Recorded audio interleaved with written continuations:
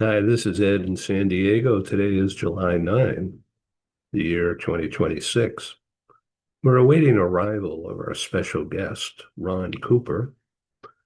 He's the co-owner with Marty Cooper, his wife of 58 years. Ron Cooper, Marty Cooper practice thecooperculture.com. It's big business and how to manage people within a company structure, trust, verify, involvement, energize, maintaining or creating, and then maintaining a teaching, a learning environment. Ron Cooper and Marty Cooper have perfected that, and we welcome them to be involved here on the Global TV Talk Show.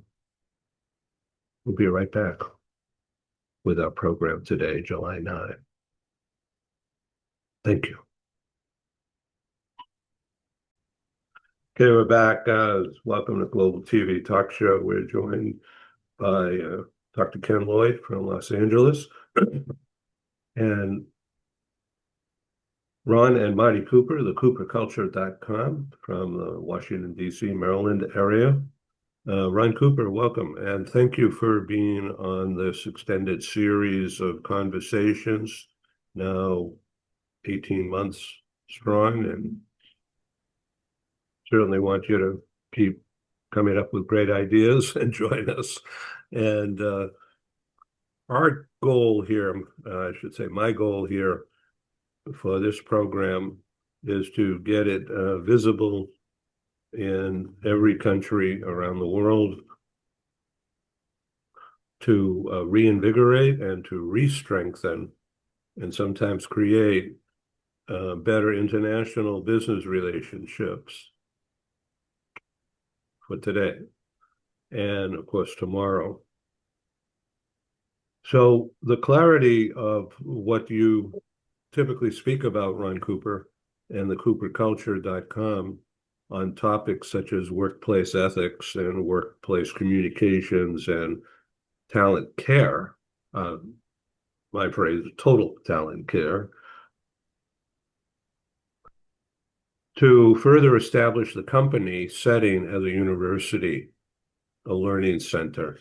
Dr. Ken Lloyd, having you, your perspective on that is critical for balance as well as for the understanding of the why and perhaps the how.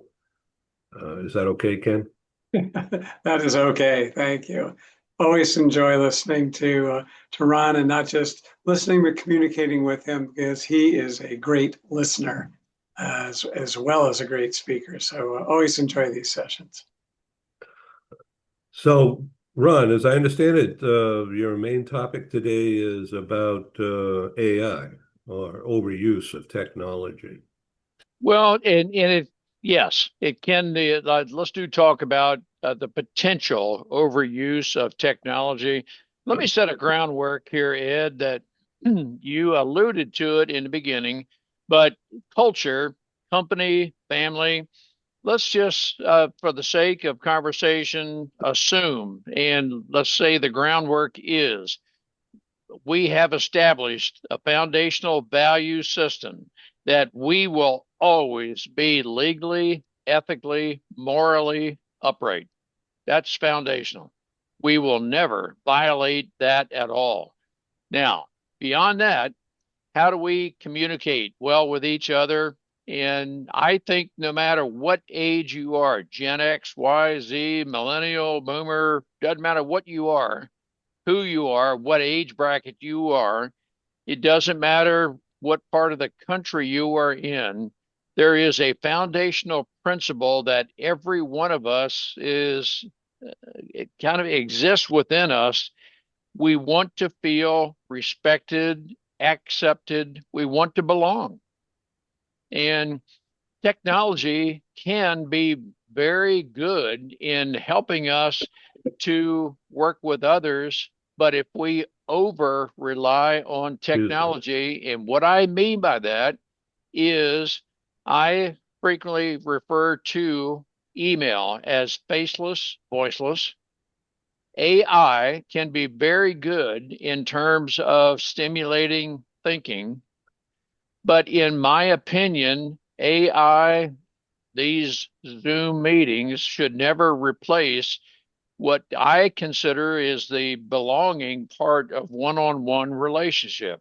And we all need to get together. We can all benefit from, but sometimes we can over rely on virtual means of meeting. Now, in deference to those companies that are geographically remote, yes, certainly you have to do whatever you can do to meet and remain associated with each other. However, there will always, in my opinion, be a qualitative difference between a group meeting and individual communication. That as a leader, we always want to reach out to people individually, one on one. That might mean that if I'm geographically, and of course I am geographically separated from you, Ed, you, Ken, how do I communicate my belonging with and acceptance of you and so forth? It's through my way of doing that is one-on-one communication. Now, it can be by telephone. I don't have a problem necessarily email, but again, email is faceless, voiceless. I do like a telephone. I'm old-fashioned, so to speak. But we can, when we talk in real time, real voice, I hear your emotions. I know exactly. I listen, as Ken was saying earlier, and we all need to learn how to listen effectively, but then not just listen, but how do we process what that person is saying? Are we accurately assessing, assimilating not only what the person is saying, but how they're saying it? We sometimes need to read into what people are saying to their emotions. And in the context of a psychologically safe space, I would frequently ask, Ed, Ken, it seems you are saying, did I process that correctly? And even if I did not, you're going to tell me, no, that's not what I intended to say. And you could say that with whatever vehemence you want, and I'm okay with that. Hey, we're going to continue our conversation, but I just want to make sure that I have processed what you said correctly. But when I care enough, there are a lot of C's that are involved in what I'm saying here. One of them is confidence to speak with you. Yeah, another C is care. I care about you. And another C is I want to be genuinely compassionate. Three C's right there. And so I will project myself in, I'm going to attempt to project myself that way, but you will interpret whether I am genuine or whether I'm hollow.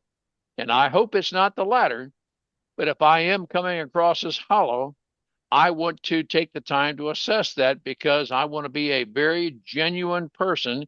I want to be good for my word. And I want you to know I genuinely care for and about each one of you and every employee on my staff and every family member. Ed, again, it's kind of a long answer to your question, but that is everything I represent. What I represent here in what I call affectionately the global meeting room, this digital conference. In 1984, I formed a live conference business in association with the LA Chamber of Commerce and the LA Economic Development Corporation, produced downstairs in their lunchroom in downtown LA. In the relocation industry, that hadn't been done much before. My customers at the time included Apple, as well as Northrop Grumman, Lockheed. as well as the Jet Propulsion Laboratory and some other agencies I shouldn't talk about, as well as Paramount Pictures and Disney. I created a magazine format, a referral service, talent recruitment geared for real estate development and housing. That's called the relocation industry today. Bringing people together in person was the linchpin. But that didn't come till 5, 6 years after I started the Live magazine, print magazine, guidebook that I sold to companies. And the people aspect of bringing people together in the Chamber of Commerce lunchroom for a meet and greet, and Dave from Chevron in charge of relocation administration, and Mary from Paramount Pictures, they sat at the table with a microphone. It had never been done before in LA, certainly in Washington, certainly in New York and other places. But now it's today. And I'm 81 and I don't feel like traveling. I would like to. I remember fondly of getting on the plane and staying in a nice hotel and meet and greet. And nothing beats that face to face, even if it's just passing in the hallway of a convention. But we can't do that. And companies have spent years and millions of dollars sending people on assignment cross state line, cross international border and culture without any preparation. Giving them money, don't screw up, come back, show return on investment, but without any training. Today is totally different. That industry is dying at the same time growing because of years of neglect of people development. Not in 100% of the cases, but in some of the cases, but enough to make a difference. So that now, when there's immigration issues and what used to be a thriving enterprise, and it still is strong, the H-1B passport visa, to bring in people like the people who are running Google and Microsoft and Apple, from a lot of places, including mostly India, actually. Somehow the people and the schooling and the education and the culture of scientific discovery and application to business in India schools is leading the way. That's why there's a need for those people here to teach not only Americans, but others about all that. The Taiwan people, Taiwan Semiconductor Manufacturing, TMC, the largest advanced chip producer, is spending billions developing an American production center headquartered in the Phoenix area, and someplace in Wisconsin and Ohio. But it's mainly in Arizona. Very briefly, and I'm concluding this, in the relocation industry days in print magazine and live meetings, my unit was the company that subsidiary is Arizona Bound Relocation, Recruitment and Relocation Information. The Economic Development Corporation, the chamber, partnering with me, and I brought people together in meetings. I don't know why they couldn't do it without me, but it didn't happen in the scale that I produced. But today, this is the way to do it. It's digital, and it's practically free. I've got operating expenses, and I strive to meet them by selling memberships, by selling ad space, and self-financing the rest. most of it. Since I started the TV show format, the digital conference in March of 2020, and the beat goes on and will go on, although change. So more about that later. The concept of what you're talking about is what works today in the company structure, is that a lot of people need media training and they don't get it. They don't want it. They're afraid of it. Now, some people shine on it, like the three of us.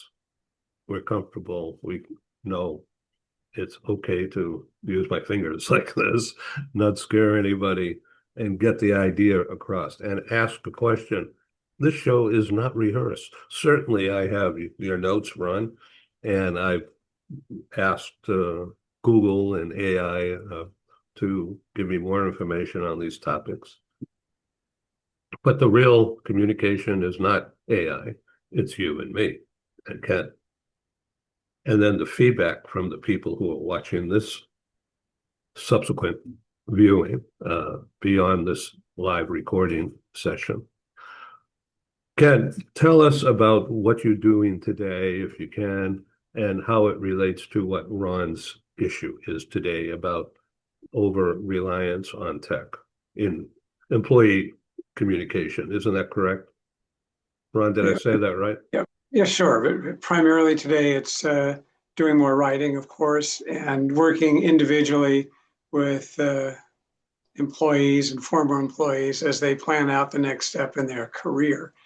And for them, can they just go to AI and say, hey, what should I do? They can get some information that way, and they can feed in a bunch of data and get some information back. But what you really need also is the heart and soul that comes from individuals who know you as an individual.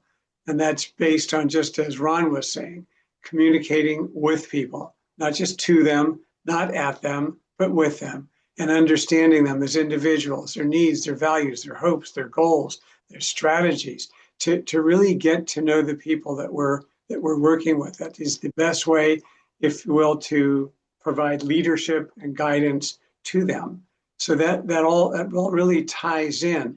And frankly, from the communication standpoint, there is so much, as Ron is mentioning, to not only verbal communication, but nonverbal. The word choice, the body language, the pacing, the vocabulary, the timing of it, what's going on with gestures, everything. And that comes from more than simply an email. Because I can send an email, hey, did you enjoy today's show? You can send it to me. I can write back and say, yes.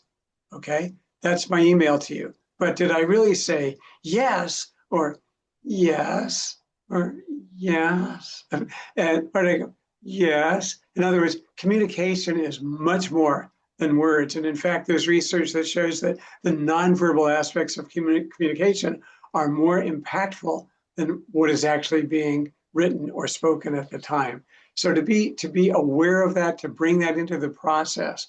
So that ties in, as your original question as to what I'm doing, to making sure that, just as Ron is saying, focusing on individuals. Now, how does this relate to your most recent book? Oh, it's absolutely tied in. I mean, with all the horror stories about performance appraisals, and when it switched to continuous feedback, ongoing communication with employees, providing them with help, guidance, support, training, upskilling, listening to them. How is it going? What are their needs on the job? How can they be helped? As opposed to once a year, oh my gosh, here's the feedback. Remember 8 months ago when you did this or did that? It's torture, as opposed to quarterly or biannual formal appraisals and ongoing communication. And that means ongoing two-way communication, meeting formally scheduled at very least every other week or even on a weekly basis to stay in tune and in touch with the team. Then when there is time, when that time arrives for the formal appraisal, there's no shock, there's no surprises, there's no stress with it. Everybody knows how they've been doing. So it's really just building a developmental process as opposed to a once a year appraisal. Ron? And of course, Ken and I are always synchronized. people want to belong. They want to know they're appreciated. They want to know what their contribution is long term to the company wherever they're working. And so, Ed, if you're my supervisor, Ken, if you're my supervisor, I hope you respect the talent I bring to your organization. Do you know what strengths I bring to you? But then I'm also going to ask you what, and Ed, you were talking about long term. Yep, thinking ahead. What is this company about? What are we working toward long term? I want to know how I can contribute to the long term objectives. I really don't want to have to work week to week, month to month. I hope I can stay here for as long as I choose to, because I know my strengths. I know what the long-term objectives of this company are.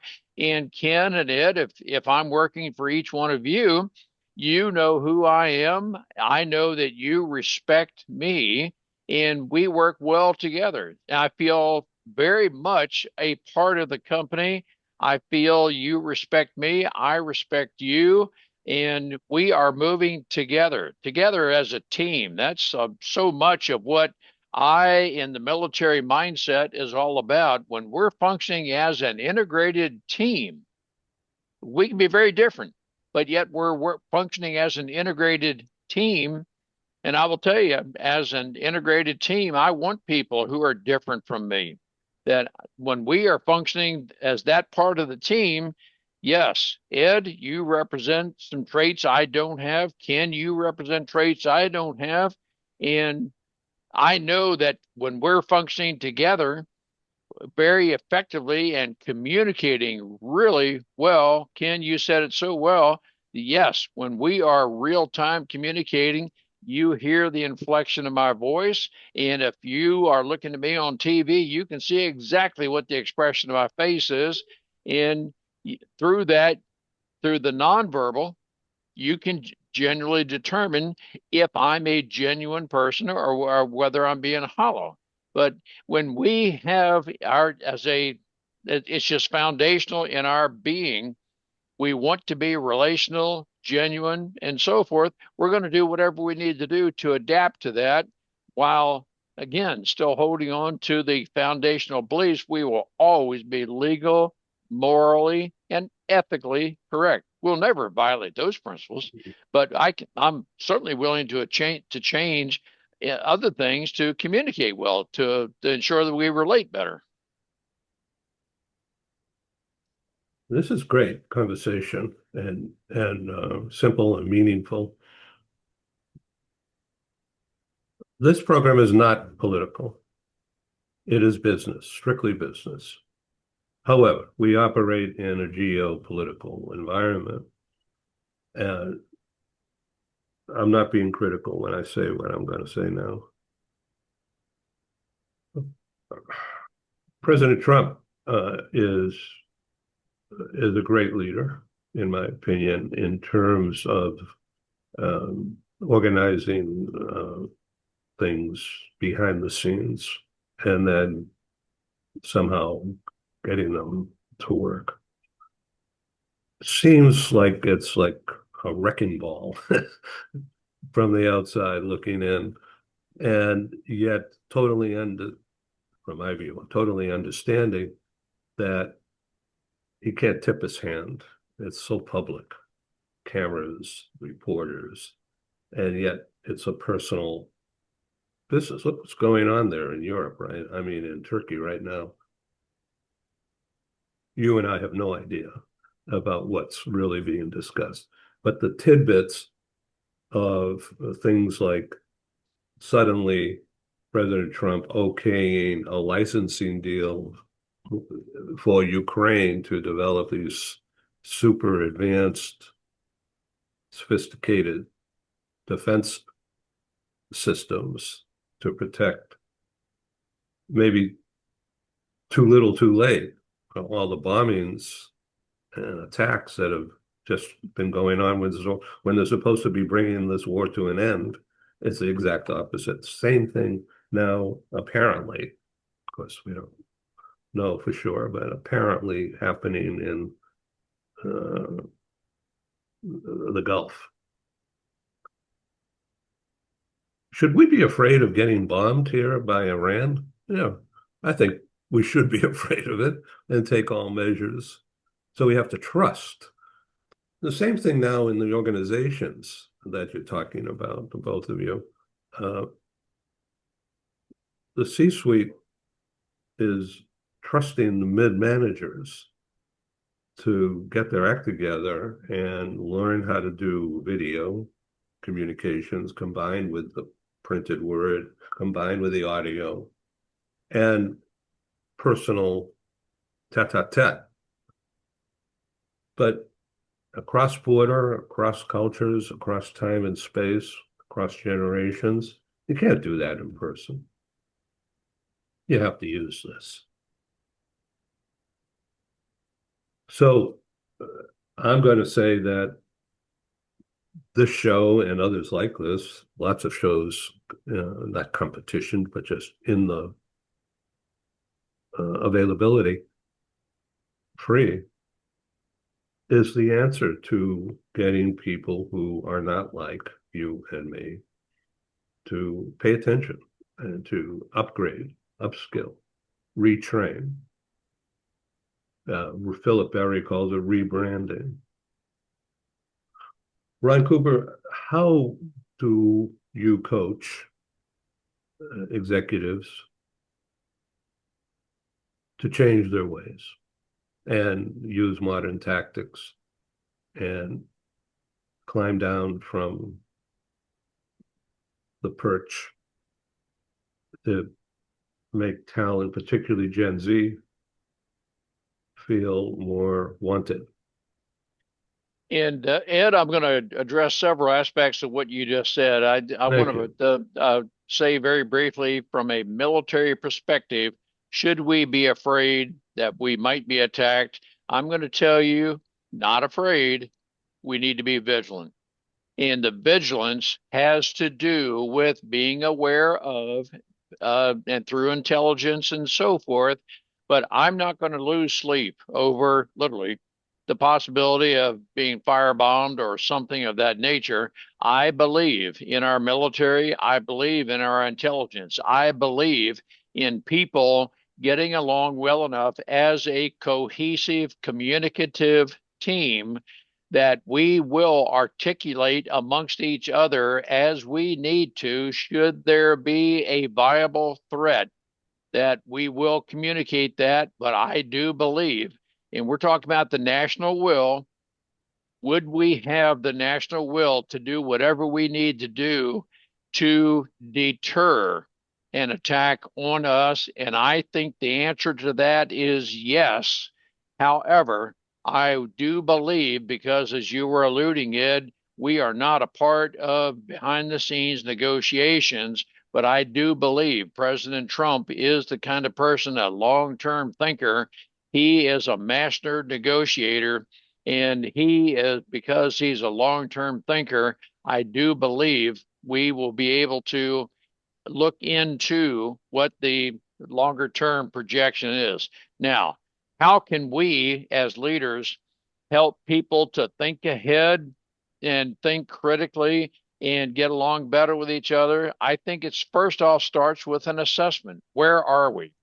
And I will tell you very briefly, I had a conversation with a person from Scotland just a few days ago, and he said the organization of which he is a part is not communicating real well. They have maybe 5, 6 different departments, each one of different personality, different functions, and so forth.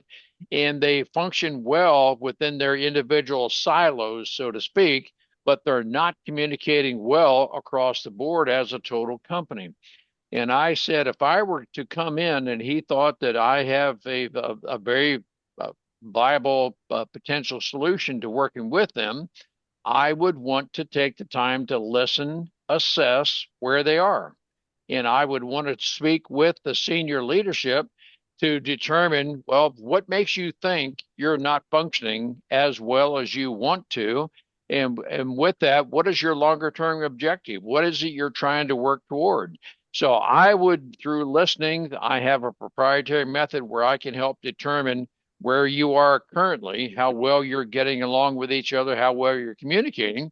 I can assess where you are. You tell me where it is you want to be, and I'll map out a strategy to get you from where you are to where you want to be. But first off, you have to tell me as a leader, and I'll help you articulate exactly where you want to be, how you want your company to function. And then I'll assess where you are to determine the direction, what needs to change, whatever it is. And I'm not here to tell you you have to change, but if you're serious about wherever it is you want to go and become, and you are not there where you are, do you want to do whatever's necessary to make the change? And if the answer to that is yes, we'll map out a strategy to make that change. And so there may be a matter of just realigning people to various positions to function better. Yet again, it's kind of a long answer to your question. So there's not necessarily a simple solution to what you're asking, but it can be, and it necessarily is a very comprehensive solution to ensure that we've assessed every aspect about the people and the company. Dr. Ken Lloyd, I know you have a hard close in 13 minutes, so we're going to get right to you. But I just want to say, Ron, has nicely said. I get it, and thank you for communicating, well, not just to me, but to this audience out there. LinkedIn, as I've mentioned before, is measuring actually more closely than ever before about what we're doing on this program. And the recent broadcasts have been really interesting, much more intense participation by senior, to use LinkedIn's words, senior management within companies having 10,000 or more employees. Roughly 30% of the total viewing audience, not in the live shows, but in subsequent distribution viewing. Always global free access, never tollgate to watch.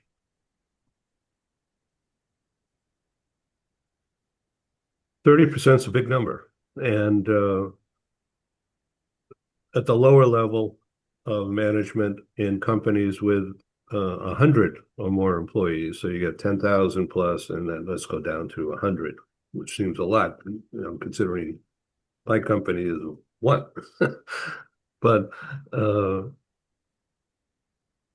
and that's over 60% of the audience. And where are the audience for these words? Eastern North America is the #1 market. What does that mean? It means Toronto, Boston, New York, all the way down the coast. And of course, Dallas and Houston and Chicago. That Eastern North America is where the corporates are who are watching this thing. And of course, Silicon Valley, LA, San Diego area. But Eastern North America is by far and away 40% of the viewing audience. California is #2. London was #2, but London meaning UK, Dublin, is strong, like 10 times stronger, literally, than the rest of the world. So it's Greater London, it's Eastern Canada, US metropolitan areas, pockets of Chicago, Dallas, Houston, Boston, San Francisco, LA, Orange County, San Diego. That's the audience here, and it's business. Ken, give us some insight, wisdom of communicating within a workplace structure that is increasingly diverse and distributed. I go back to Ron's comments and look at the key role of preparation. We're not coming in with a fixed, here's what we're doing, we have it. It's listening, it's observing, it's analyzing, it's reviewing, it's surveying, talking to individuals, talking to teams. what is really going on here. And as Ron said, what are the objectives? What do you want to be? Where do you want to go? I mean, coming in with anything else to me is like similar to, all right, building an office building. Instead of let's focus first on make a solid foundation here. No, let's start about decorating the 32nd floor. Makes no sense. You have to start with the basics, with the foundation, and then build from there. And certainly it comes into understanding our employees as individuals, listening to them, and being inclusive and open. In one of the sessions, Ron mentioned a military expression that really says it all. It's no one left behind. And that's literally and figuratively. Certainly in the military, God forbid, not leaving anyone behind, literally. But also from the figurative standpoint, we're not leaving any of our employees behind. They're all involved, they're all included. We listen to them, we respect them, we value their judgment. So we don't want any employees to feel that they're, I'm just left out here, nobody cares, I'm not respected, they don't really trust me. None of that, the exact opposite. So we're talking about strengthening the organization, whether you're using high-tech tools, whether you're using some aspects of AI, or generating it from previous research, previous experience, hopefully the combination of all of that. The idea is to make sure that we are being inclusive in every sense of the word, and we can build much more effectively. Certainly differences of opinions are very important. As Ron said, we don't want to surround ourselves with people that nod and agree, yes, that's great, because number one, they don't care.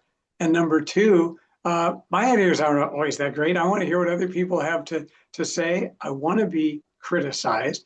No, there's a newer way to do it, a better way. Let's talk about it. And I don't want somebody to come in and yell and scream at me, just as I don't with them, but let's discuss. Let's be open. Let's be honest. And let's build together and really develop the organization and the individuals in it to get where everyone really wants to go. Ron? Yeah, and Ken is always very articulate and very eloquent in what he's saying. And if one of the things that I, as a senior leader, CEO, care about is, do my employees genuinely know that I care about them? I will periodically ask them. It's a survey that, do you know, and does you know that your leader cares about you? And I want to know. And it's not a question I need to ask, 12 times throughout the year, but I want to know, do you know that we genuinely care? Now, I'm going to tell you again that I know there is a continuum between home and work. Nobody is going to leave whatever problems they have at home at the doorstep of the work. It's going to affect you at the workplace.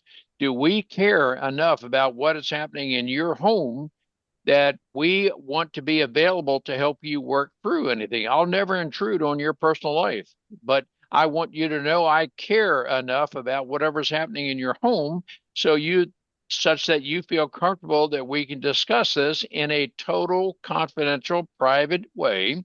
I'll never use anything that you would say to me against you. It's entirely neutral, but I do want to be available to you.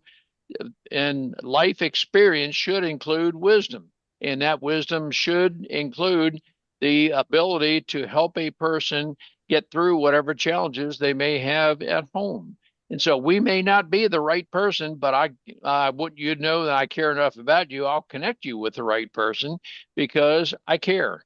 Now, and making that statement, does that project itself? Is that a part of our company culture? I want to hear it from you. And if you feel that, no, I don't have a sense that you care, if that becomes a large enough response, a high enough percentage, well, we need to pay attention to that, because that will make a difference in how well our folks perform. Ron, Ken has to leave in a few minutes, but if you could stick around a little bit going forward. So you're the CEO, and you employ people, and being a CEO, and you're so hands-on with a track record of orchestrating strategic and tactical maneuvers to build a business and maintain it. And just me, let's say I have an issue at home and you know something about it, but not a lot of details.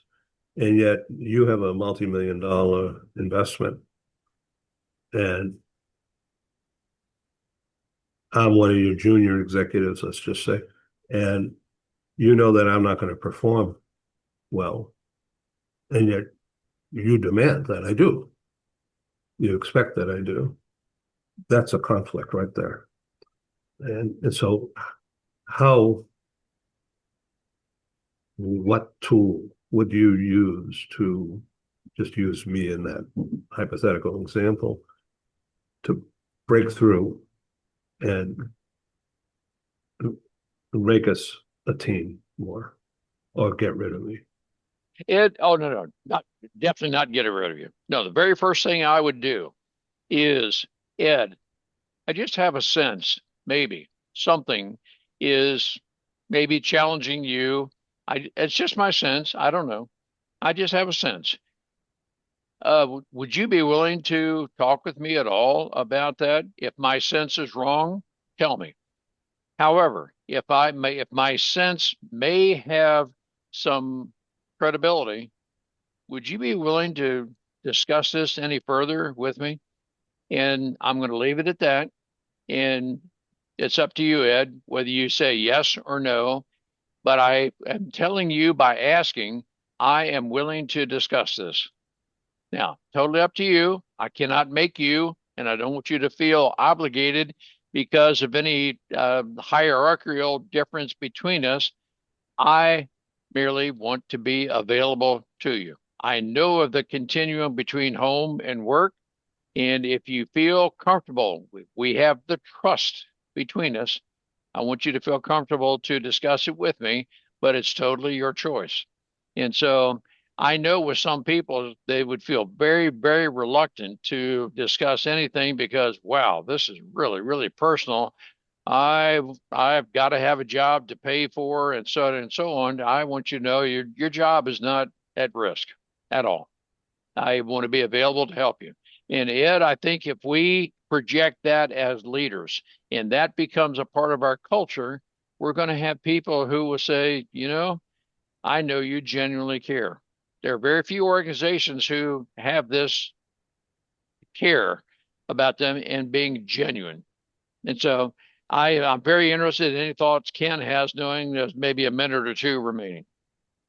Yeah, I totally agree. To try to understand, if you pick up a cue, and we all have a sense of what other people are experiencing, particularly as we know our employees individually, to say, I just want to kind of touch base, everything okay? And more importantly, anything I can do to help you here. What do you need? I don't want to get into the personal aspects unless you want to discuss them. I'll gladly talk to you about them, friend to friend. But what can we do to help you through whatever it is that you're experiencing right now that might be interfering with your satisfaction here, getting in the way of your usual performance? When you see someone's performance slipping, oftentimes that's an indicator that something else is going on.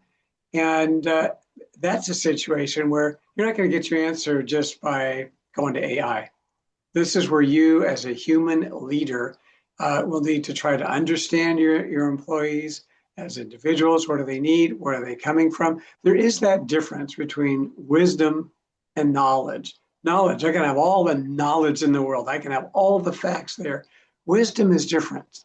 That comes from your experience, from your understanding, from your life background, from your values. You can put that knowledge through a filter and do something with it instead of just dealing with fact. So what, from the standpoint of wisdom, can I do to help this individual be more successful, be more happy, be more satisfied, more effectively deal with the stress or whatever might be interfering? And I want to be there to help. How can we help? Oh, that's Ken. You're one more time. The difference between wisdom and knowledge. Right on. Right. Right on. That this is what this book said.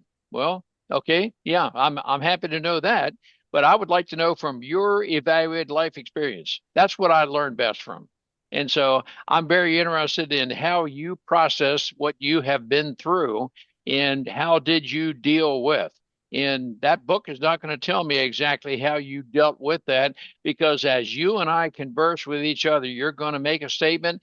And I, through life, I am a self-described incurably curious person. I'm going to quiz you more, Ken. Well, how did you do that? How did that and that and that? And I'm going to continue to ask you to peel the onion back until, wow, now we're right at the core of it. Now I totally understand. But you're not going to get that kind of understanding from a book alone.